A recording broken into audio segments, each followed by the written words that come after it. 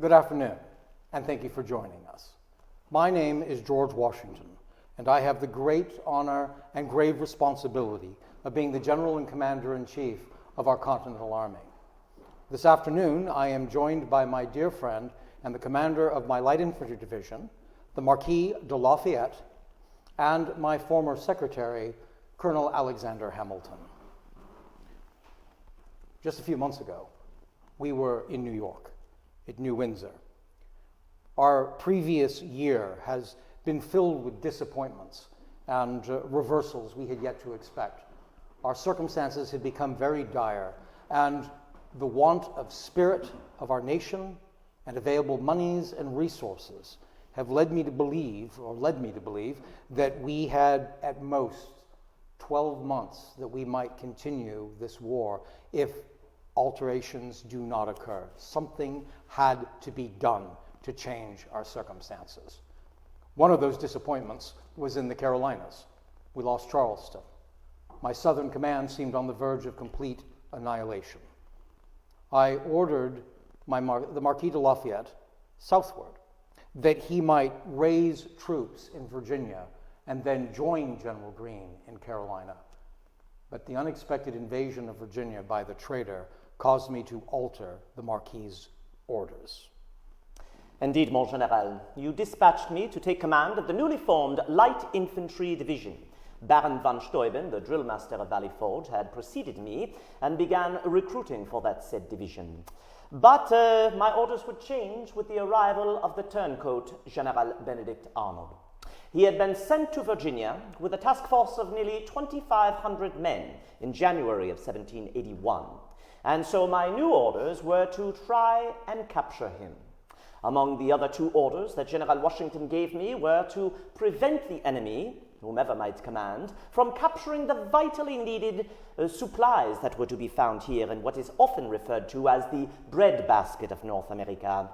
You Virginians will know quite well that for the most part, Virginia had remained untouched throughout the war since the departure of the last of the royal governors, John Murray IV, Earl of Dunmore. So all of its foodstuffs, military supplies, livestock could all be used for the war effort, whomever could get their hands upon it. I was to stop them. And my third order, well, it was either to do as General Washington stated and march all the way south to the Carolinas to assist his able subordinate, General Nathaniel Greene, or to march northwards and assist General Washington with French General Rochambeau in the assault upon New York City. As it turns out, the campaign would unfold quite differently. I began fighting a cat-and-mouse campaign against Lord Cornwallis once he entered into Virginia. Battles such as Point of Fork, Spencer's Ordinary, Green Springs Plantation.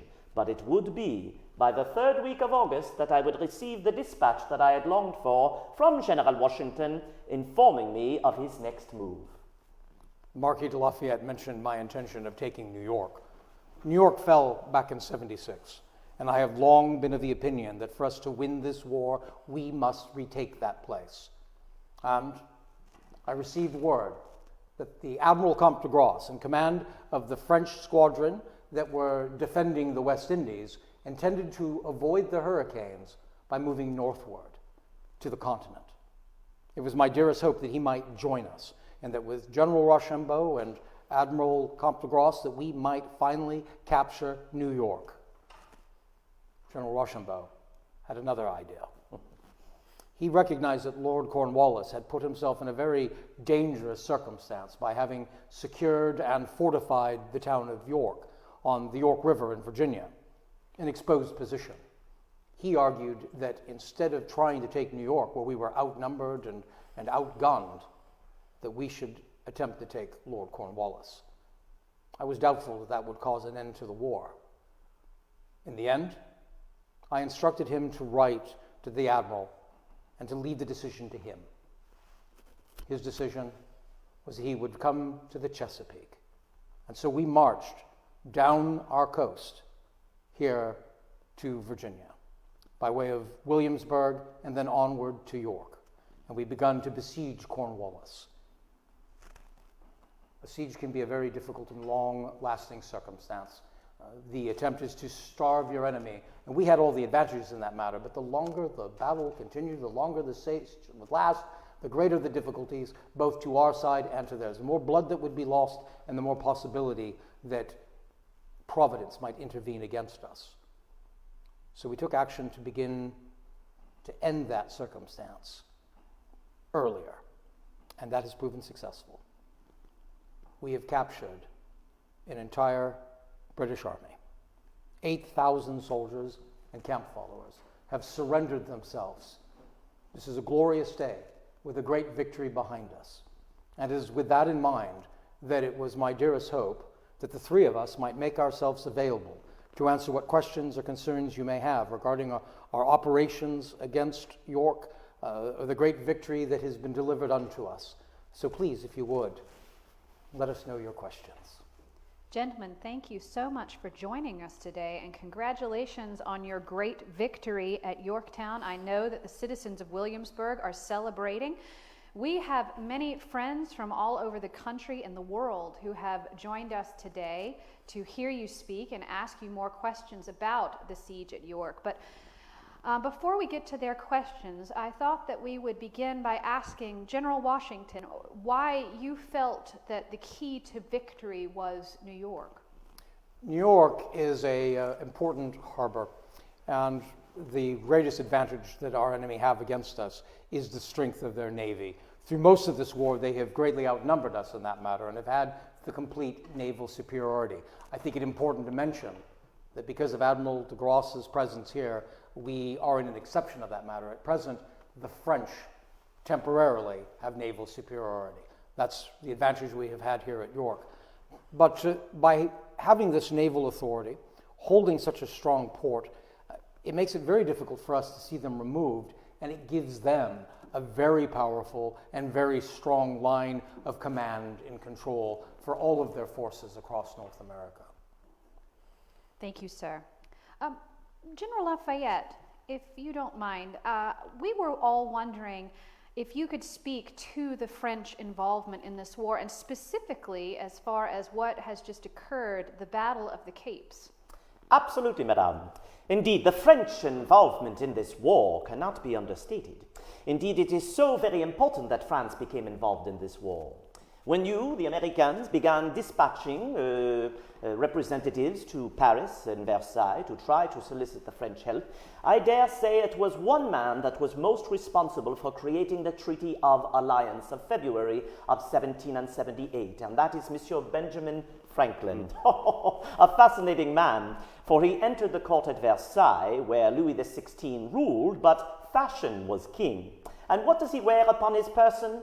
A grey suit and a coonskin hat upon his head, but he soon became the most popular man in all of France. He tells all of us early to bed, early to rise, makes a man healthy, wealthy, and wise. Yet most of his diplomacy was conducted between the hours of midnight and 6 a.m. I dare say he was much more Machiavellian. And what did Machiavelli say? The end justifies the means, and the end was that signing of the Treaty of Alliance.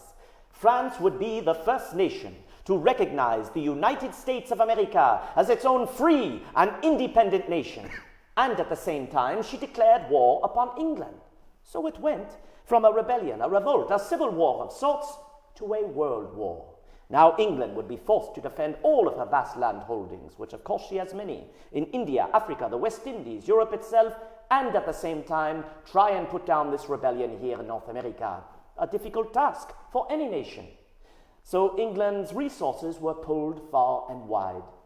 When the king dispatched the commander of the French expeditionary force, General Jean-Baptiste Donatien-Vimeur, le Comte de Rochambeau, he landed in Newport in Rhode Island, July the 10th and the 11th of 1780. Now, it was not only the French land army, but also the French navy, as General Washington has stated, that was so very important. For the Battle of the Capes on the 5th of September 1781 changed the nature of the siege. In fact, General Washington realized well that victory would be assured at Yorktown with the victory of the Battle of the Capes. For with the absence of English ships in the Chesapeake Bay, it meant that Lord Cornwallis was trapped at Yorktown with no possibility of escape by sea or resupply by sea. so it would simply be a question of time. So the Battle of the Capes, a very important part of this great siege of Yorktown. Thank you, Monsieur le Marquis. We have a question from Erin, who is a friend of ours here in Williamsburg, and she has asked how long all of you have known each other. I suppose that I should begin because I have known the General a bit longer than the good Marquis has. I remember first seeing him actually march through New York when I was still not yet a soldier, a student at King's College there, and yet he was there with troops marching towards Boston, where this war began. Now, I dare say certainly he would not have remembered me from the crowd, but his presence, I certainly will forever remember that day.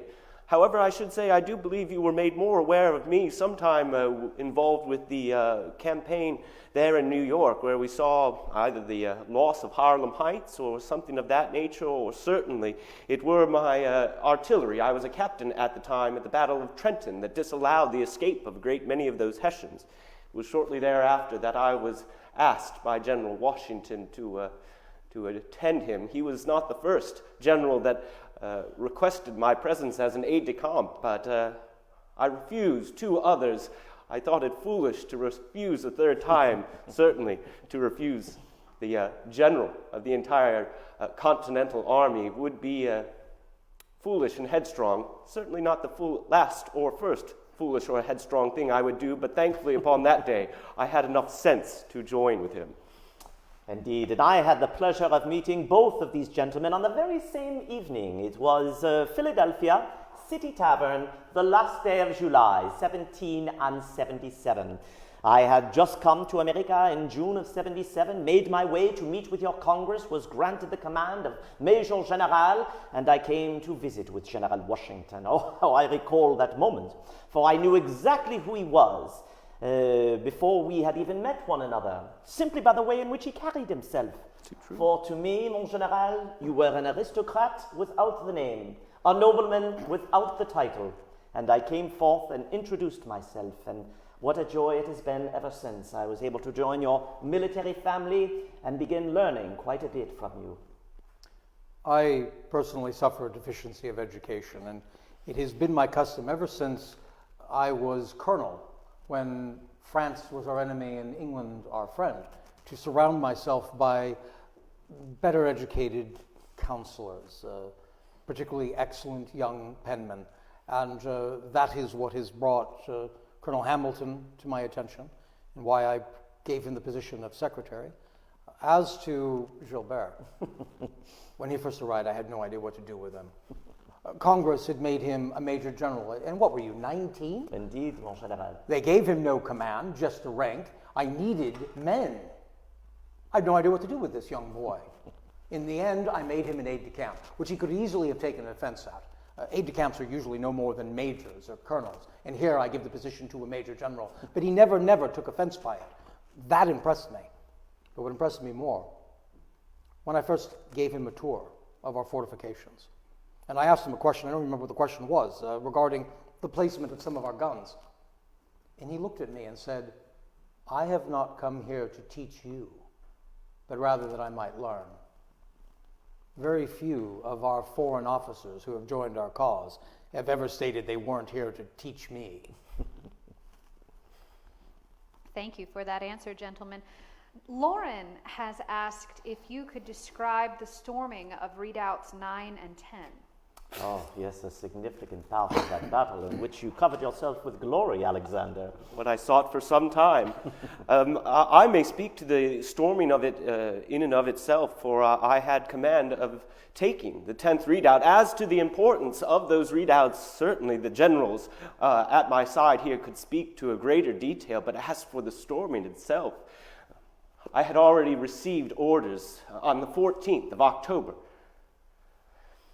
We were to take that 10th redoubt, and it was the decision that we were to do so under the cover of darkness, under the cover of silence. It would happen after some acts had been engaged to deceive the English there, so entrenched to think that perhaps we would target our attention elsewhere, do something else. But instead, all along, the plans were, as they were given to me, to march Across those 150 yards with my men, some 400, I had divided them. I put my second in command, John Lawrence, to take the rear of the fort. It was our desire that we wished not one enemy officer or soldier to escape us. If we were to take the redoubt, we would take it in its entirety. Well, at the appointed hour, I gave word for my men. Already sent ahead were the miners and sappers to hack away at the wooden spikes to keep us out. Well, halfway across that short march, I gave the orders, and with a shout of "Rush on, boys!" there, shoulder to shoulder with my men, we ran up to that redoubt, up over the parapets, down into there, and that is where we had the clash of steel, the shouts of my men, the screams of our enemy. And in less than 10 minutes, it were completed. I gave orders to my men that they were to treat the enemy with respect. War does follow a certain set of respect and rules. Thus is what I wished of my men. Now, it happened so quickly, and I noticed at that time that the French were still in the process of taking the 9th redoubt, having a greater difficulty as having not quite doubled the number of enemy soldiers therein. I sent a runner over to not only inform them that we had completed the taking of the 10th redoubt, also offering our assistance as we had already completed our task. I do not believe they appreciated the offer. It was met with an emphatic no. But the French, of course, were victorious in taking of the 9th redoubt at some mere minutes later. Less than a quarter of an hour, those 2 redoubts were taken, and I should hope, at least in some small part, perhaps it is vainglory, but I should hope it were the taking of those 2 redoubts that ultimately allowed us, that led to the beginning of the end of this conflict, that siege. Well done, Alexander. Thank you. Thank you, gentlemen. We have had several, 3 friends, in fact, Danielle, Skander, and Lauren, all ask about the spy ring that aided you, General Washington, in the success at Yorktown. And they were all wondering if you could speak to that, and perhaps, Monsieur le Marquis, specifically about James Armistead's efforts. I cannot speak to a great deal of detail regarding the matter that you ask due to the security of the men and women in question. This war is not yet won. I hope that our victory at York brings the days that we may return to our homes closer, but we are not there yet. We have relied very heavily on the gathering of intelligence throughout this North America. So do our enemy, and it's of great importance, perhaps of a greater importance to ourselves. As I mentioned earlier, the enemy have the advantage of a very strong navy. And if they are out of our sight at sea, transporting their forces, how can we know what their intentions are? So having eyes upon the British within the city of New York, particularly, has been of great value to us. But we have, as you alluded to with your own follow-up question, we have also spies outside of New York in various other places, and have endeavored to throughout this war. And I believe you were asked directly about... James Armistead, and I am at liberty to speak of him now, for he has concluded his time serving as a spy for me. Now, James Armistead was put in my service in the spring of this year, 1781. Now, James was a slave. He was put in my service, and I discovered that he was quite an intelligent man. And after some time, I asked his master if he could be put in my service. He came to me and said, I have never been a soldier before. I do not know how to use a musket, or I'm not very good with a shovel or pick. I told him, James, that is not what I wish for you to do. You are very clever and intelligent man. What I wish for you to do is cross over to the enemy lines, ingratiate yourselves with the enemy officers, serve them as you have served me so very well, but all the while I want you to spy on them. I said, a simple task. And he thought about it for some time, but he finally agreed to serve as my spy. Now, you must understand, of course, as a spy, he was risking his life day in and day out. If he was captured, his penalty immediately would be death. Yet he was willing to do this. So he extracted much information from the enemy's encampment that was of great assistance to us in the final siege of Yorktown. Indeed, I have the highest regard for James, and I am hopeful that, as was promised by the Virginia legislature, that he will be granted his freedom upon the conclusion of this war. And if not, I shall lend my voice, my right arm, my pen, and my purse to bring it to fruition.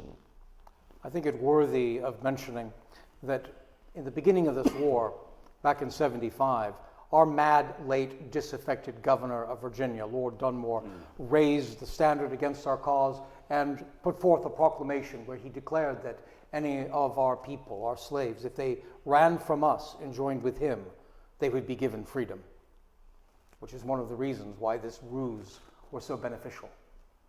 A number of slaves have run and joined the enemy. So there was no suspicion of anyone being placed within their numbers. It is probably also worthy of mentioning that that same action has caused us to change our opinions. When I first took command of this army, through my recommendation, the Congress determined that we would not enlist black soldiers. We have altered that. If you were to walk amongst our company's streets here in this city of York, you will not fail to notice but that one and every sixth face looking back at you is a black man. Thank you, sir, for that. Our next question comes from David, who has asked, how were you able to coordinate with the separate groups and French Navy to arrive at the same time? He makes the comment that the siege seemed to come off perfectly. I thank you for what I will take as a compliment. One of the challenges to any army in the field is its the ability to act directly upon your own. I could have mentioned this earlier, I will do so now. When I first gave an independent command to the Marquis de Lafayette and sent him to Virginia, it was with some trepidation. I mean no insult by that matter, but I weren't convinced that he were ready for an independent command. And this is of great importance, because an independent general cannot wait for instructions from his commanding officer. He has to be brave enough to take action, and he has to be intelligent enough that that action is correct. And I will tell you this, there was no need for me to be fearful of whether the Marquis were able. He proved that the last several months defending Virginia. This is as true of any general. My second in command is presently not with us here at all. General Greene is in command of his own independent command in the Carolinas. He is perhaps our most able field commander. But we respond, we communicate with one another by way of dispatch, of sometimes letters through mail, sometimes letters carried directly, for reasons of security, by dispatch riders. And I think I alluded to earlier, most of my communications with Admiral Comte de Grasse have been by way of mail through General Rochambeau. Unfortunately, I speak no French, which was somewhat awkward, wasn't it? We had the opportunity of meeting just before we left Williamsburg and came here to Yorktown. We had the honor of meeting Admiral de Grasse on board his flagship. I spoke to him directly. Indeed, also, my friends, the fact that we were able to correspond with the fleet all the way down in the West Indies, well, many small ships, as the General had alluded to, had made their way to the known positions of where Admiral de Grasse's fleet were. And that was just off Saint-Domingue, or what you might call Haiti. He had anchored his fleet. It was in late July that he received word that there was a possibility that he would need to go northwards to support General Washington in his attack upon New York, or to enter into the Chesapeake Bay. So it was shortly thereafter that he made his way upwards. Once he arrived in the Chesapeake Bay, he was able to send smaller craft to correspond with Rochambeau and Washington, as well as land some of his sailors and marines on land, and they could travel overland by horseback, the quickest way to travel at that time. But in truth, it was an amazing feat. It was perhaps Providence that brought it all together at the perfect time and brought us our great victory at Yorktown. Thank you, gentlemen.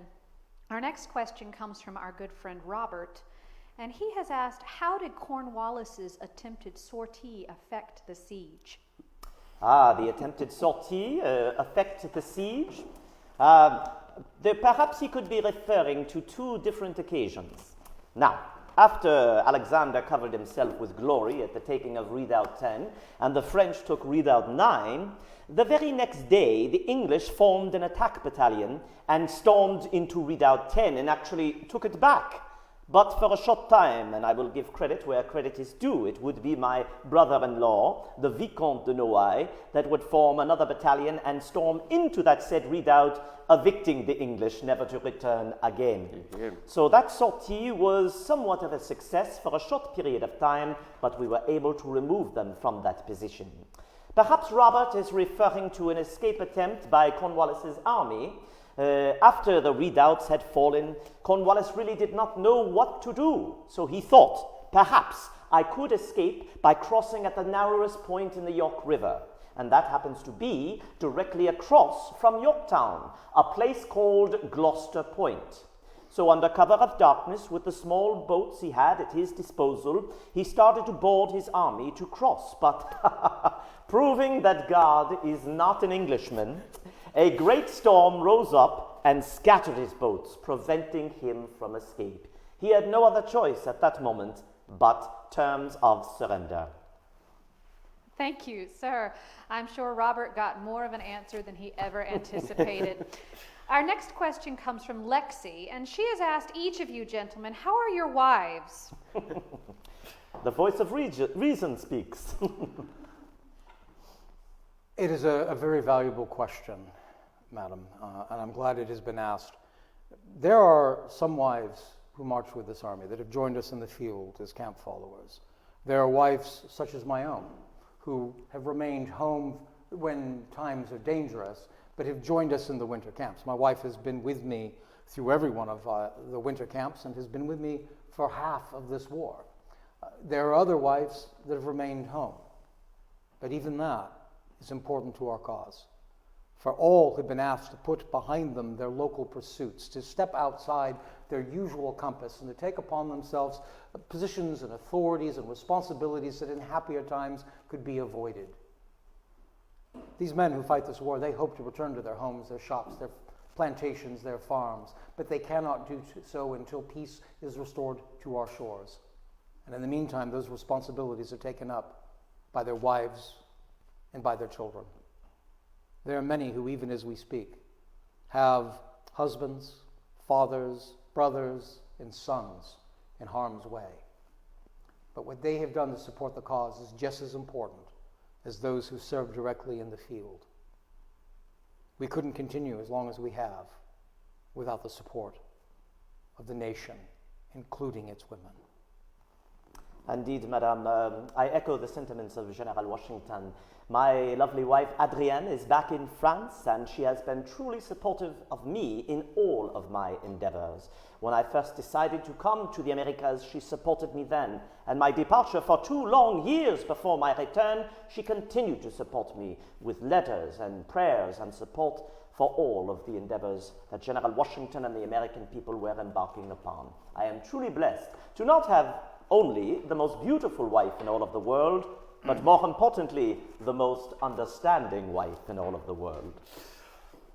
I suppose it would be rude to challenge such a thing of a friend, but I would, and perhaps only in that way of the feelings I have. I must admit, I am still newly married. I was only wed last December. It was the first time that I had taken furlough for the holiday winter season.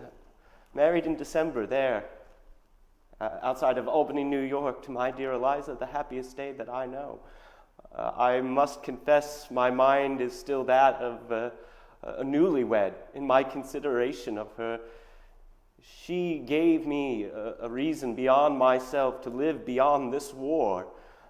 When I took my position of individual command, it was in New York. When I thought I would still be close to her, this idea of marching to Virginia, so foreign throughout this whole last year, and so upon being ordered to march south, I have been in communication with my dear Eliza as often as I may, and of course also speaking with her father, who is a general of great renown here for our cause as well. but you must understand my anxiety, for I have already decided I must depart before the rest of my men. For my dear Eliza, she is expecting our first child. I look forward to returning to New York that I might meet our son. And I know what you ask. You think perhaps, how can you know it is a son? I should hope it is a son, for if it is a daughter, born with all the charms of her mother and all the caprices of her father, I fear, as a father, how she may enslave half the sex, yes. But such is the fear of soon becoming a father, so too the joy of returning to my wife so soon. Thank you, gentlemen. Our next question is from Gary, not to shift subjects so severely, but he asks how you feel about Hessian mercenaries. Oh, indeed.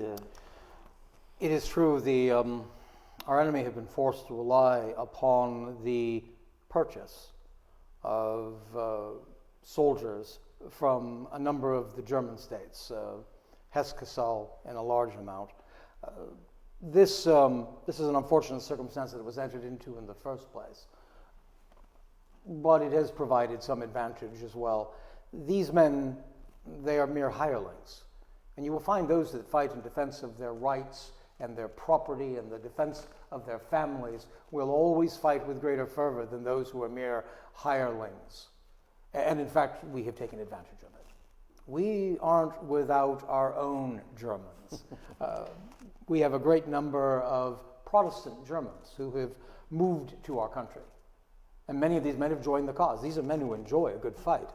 And many have joined our cause, and we have put them to work, writing letters to their brethren who fight for the crown, stating that if those men, if those Hessians, as you put it, if they lay down their weapons, if they desert the British ranks and join with us, then we can give them what they will never gain serving with the British, what they would never gain at home. The one thing that we have a good store of, that is our greatest wealth in these United States, which is land. Indeed, we captured some Hessians along with Lord Cornwallis's forces, and we have encountered them, you prior to my arrival and myself in my first independent action at the Battle of Gloucester, fought against the Hessians. What makes them so desirable, so sought after to equip in your army, is that they are trained in the Prussian military system of King Frederick II, or Frederick the Great, as many are calling him now.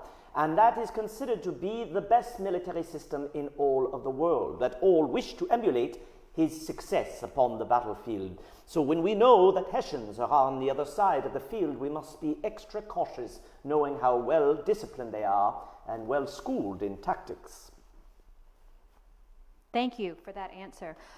Gentlemen, Judith has asked, and perhaps all of you can speak to this, is if you could speak to the presence of the Comte de Grasse. Oh, if I may, mon général. The Comte de Grasse, a superb admiral, not only in the victory of the Battle of the Capes, but how it came about. I mentioned earlier how he received news from Rochambeau and Washington in late July of Saint-Domingue, or Haiti. And then he decided to make the plan. What was going to happen next? His normal duty station, as General Washington had stated, was to guard the lucrative sugar islands of Martinique, Guadeloupe, and Saint-Domingue. But he boldly decided to take all of his ships and move northwards to assist General Washington. His route of march was not a typical one. In fact, he went between the Bahamas and Florida itself, holding close to the shoreline, making his way into the Chesapeake, knowing he did not want to encounter the English fleet just yet. When he did engage Admiral Graves on the 5th of September, the battle began to slowly drift southeast. What was happening here?